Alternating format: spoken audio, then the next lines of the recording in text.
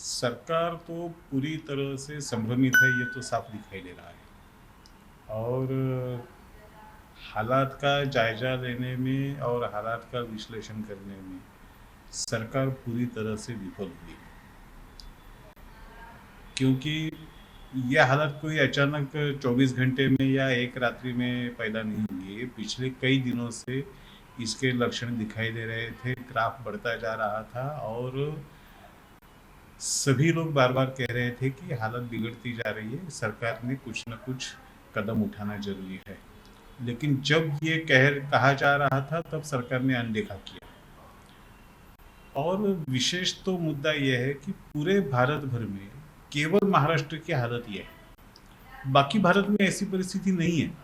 तो अकेले महाराष्ट्र में ये क्यों हो रहा है, इसकी वजह क्या है, ये तलाशने का काम सरकार का था। सरकार के इस पे ऊपर कुछ न कुछ काम करना जरूरी था, वो सरकार आज भी करने के लिए तैयार नहीं सर, है। कहीं ना कहीं लगता है कि जो लोकल अथॉरिटीज है उनके ऊपर भरोसा करना सरकार की कहीं ना कहीं गलती रही है, क्योंकि लोकल एडमिनिस्ट्रेशन है, उनको बोला गया है कि आप अपने एरिया में जिस तरह से लगता है उस तरह से निर्णय लीजिए। कहीं ना कहीं सरकार को लगता है फुल फोर्सली आने की नहीं, अभी जरूरत है।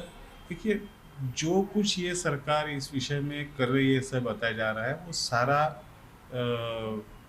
संभ्रमित मनोवृत्ति का दिग्दर्शक है। जैसा मैंने कहा कि इतनी संख्या क्यों बढ़ रही है, इसकी छानबीन करना, उसके कारण ढूंढना, ये तो सरकार का काम है, वो कोई लोकल अथॉरिटीज का काम नहीं है। ये काम सरकार ने, राज्य सरकार ने करना चाहिए था। राज्य सरकार ने उसको अभी तक नहीं किया है।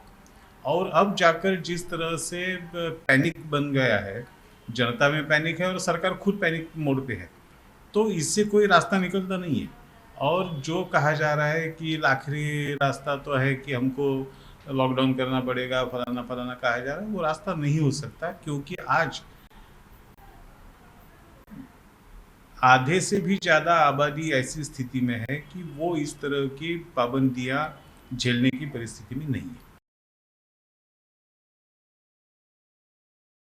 फिक्र आपकी, सोमवार से शुक्रवार रात 9 बजे सिर्फ टीवी 9 भारतवर्ष पर।